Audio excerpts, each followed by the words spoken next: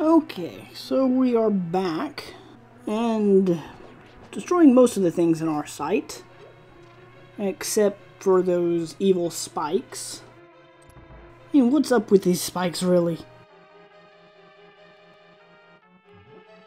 Okay, I thought there was going to be something on the other side of this room. But apparently I was wrong. I mean, there's the chest that we've got just a moment ago with the big key, but now we must enter the dark world, or room, and being shot by laser beams.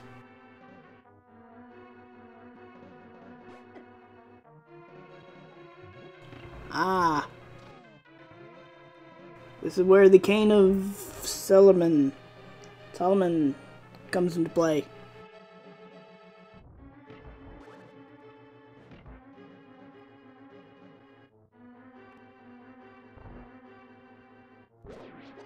Now this does actually make a giant X, but it's completely useless. It just allows you to get hit by the anti-fairy and waste your time.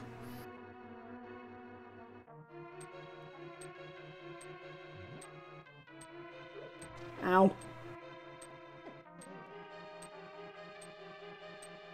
Okay, I'm gonna have to take this nice and slow.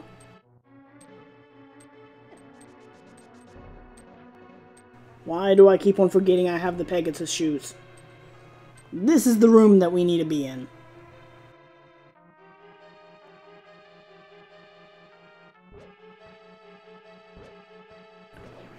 That room is only supposed to be there to actually show you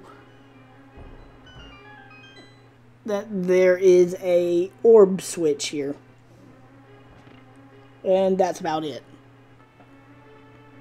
It's just another way to show you how to get through this puzzle. Ah, come on.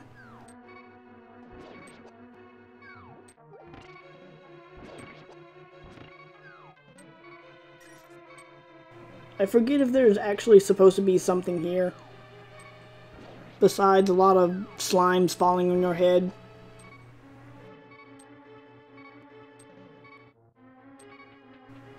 But now we are heading up, and it's one thing right after another. Seriously. I don't think we're really ready for this, but here goes nothing. I forgot that the boss was this way. There was another room we could have went to. I looked in his eyes and I died. That's what happens when you're that ugly.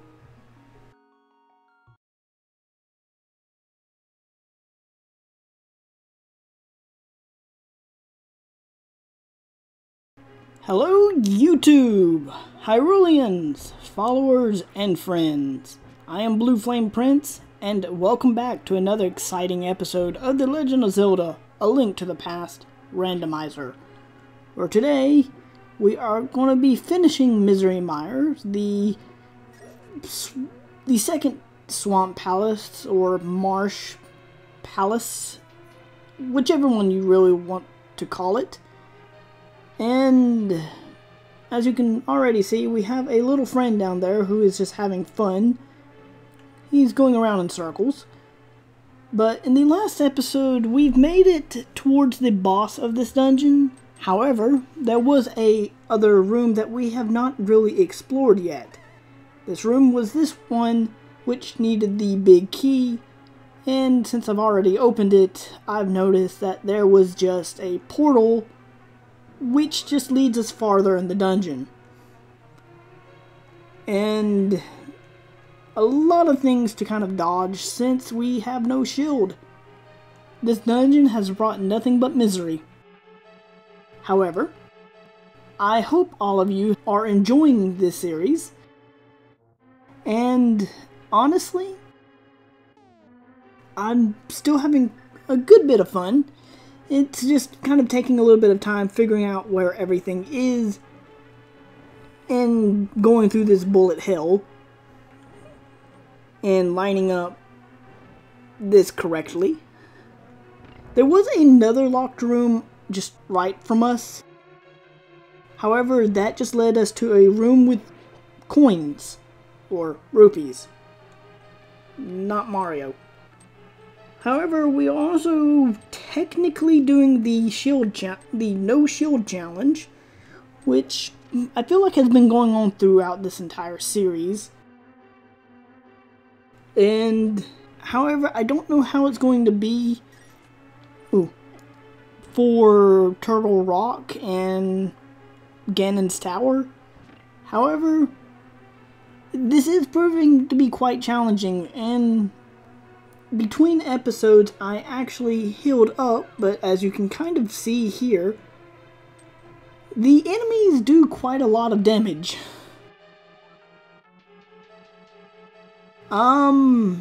So much damage. That it's kind of... I ended up having to get a blue potion and a fairy between episodes. I'm trying to think where the switch was, but it's just right there. This has actually been the one dungeon that has been proving to be the more challenging one since we don't have the shield. And if you ever want to try the no shield challenge, I'll just call it the shield challenge, but the no shield challenge is that, yeah, as you can see, we still don't have any shields. We have the level 30 sword and the blue tunic. However, nothing to really defend ourselves. But we are finally at the boss. And now we're just playing, or dodgeball, dodge eye. I forget if this was a thing, because there's a way to kind of get rid of all the eyes kind of quickly. That is not the way.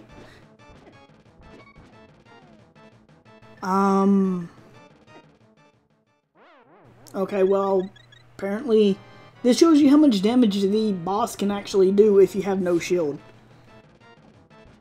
It's just like fighting the tiles, now thinking about it. Are you... Dodge the lightning, dodge the eyes. Ah, here he comes. Have the 4 little eyes just watching over us. Besides this, the boss just became like 10 times easier.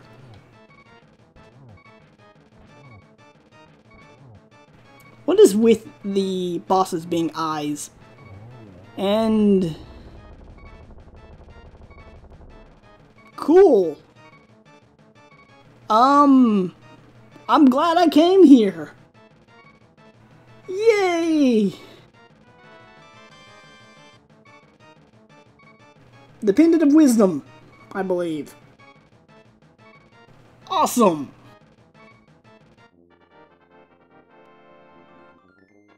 The Pendant of Wisdom doesn't really show for me just because of going through this dungeon without a shield and having just so much trouble with this one dungeon. And all that key was for is a door that I just completely dodged because there was multiple ways through there. So that key that we got at the end was completely useless. So, through this entire dungeon, through the past 2 episodes, including this episode, I mean, there was no progress done. I mean, we got the Pendant of Wisdom. That counts. We would have got that within the mountain tower, I believe.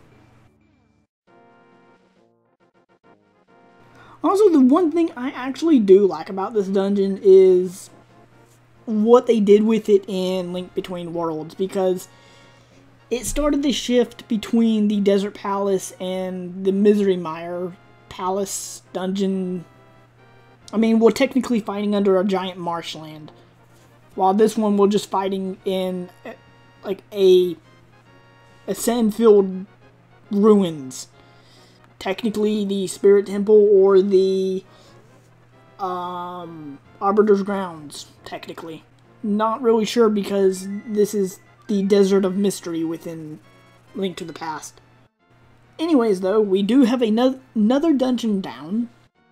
And the only thing that I can really think of to go to find any more chests is in two places. And I'm going to go ahead and get this out of the way because for the...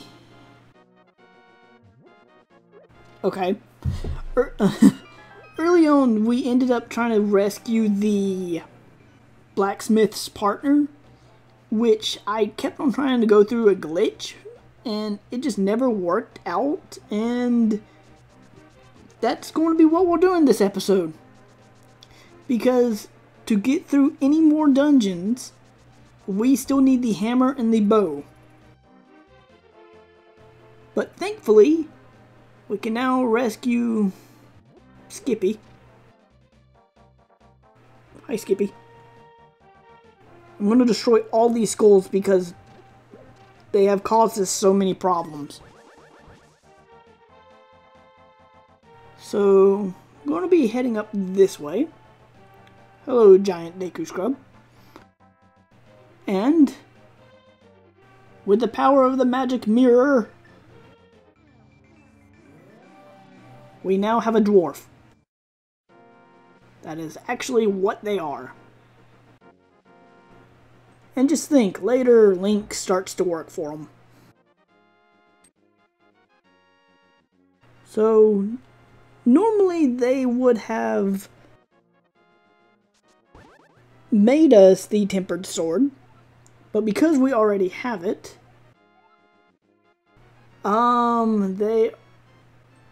they should actually give us another item.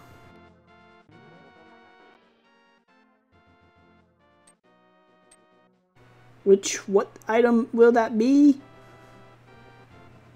I don't know, but we're gonna find out very soon after I collect the chest that we need. Hello, magical chest.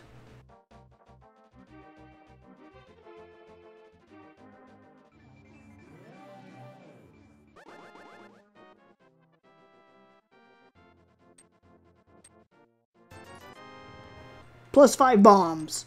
Amazing. Okay, now that we have the chest again, was there anything else around here?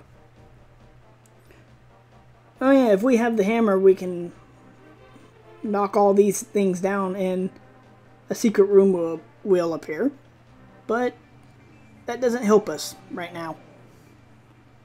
Neither does that.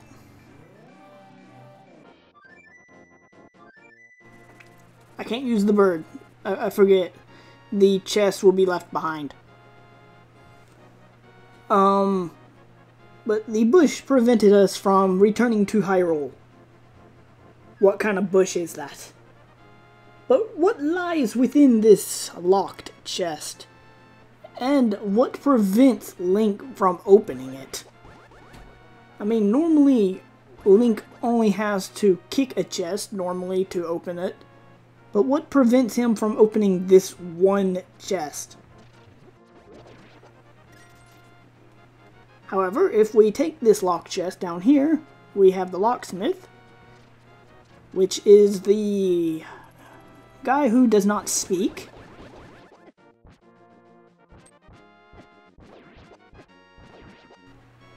And 300 rupees. Now that we have that all out of the way, which was, now looking back at it, it was a complete waste of time. We can now head to Death Mountain, which in a previous episode, I came back here and trying to find other chests to find, but I realized the chest that I was looking for was in the Dark World. And we may now search Death Mountain in the Dark World on the right side. I know, exciting.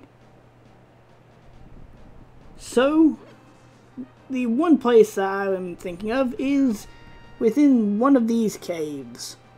What caves? What cave is it? Apparently it's this one.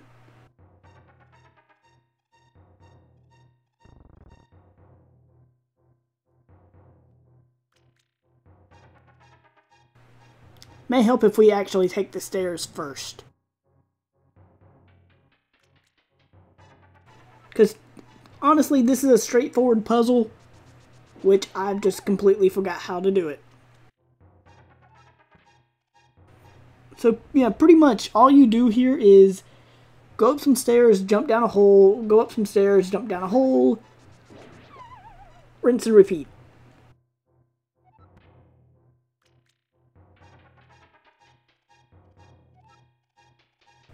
Now, this is the room I'm thinking of that there's an exact one to actually fall in, and I don't know which one it is.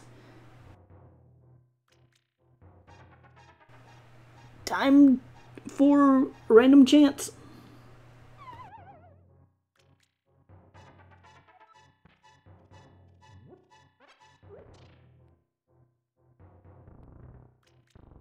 So here are two chests. We still need the bow, and we still need the hammer.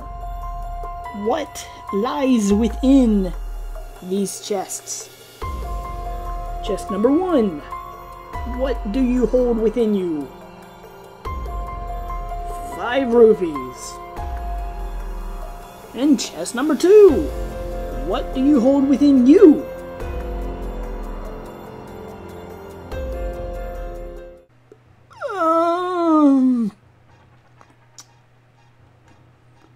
Why did I come here? What was so special of these chests?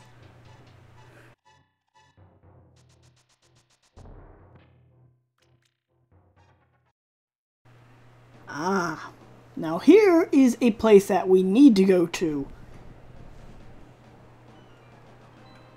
This one most people forgets about, but it's actually one of the places in Death Mountain that if you need a chest, this is the room to look for.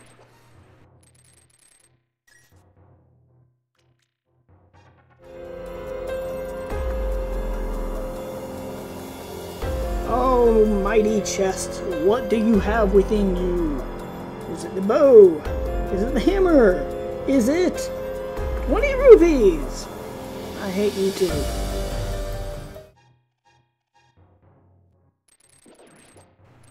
Not what I was trying to do. We need to go up. What lies within you? 20 rupees. Let me guess.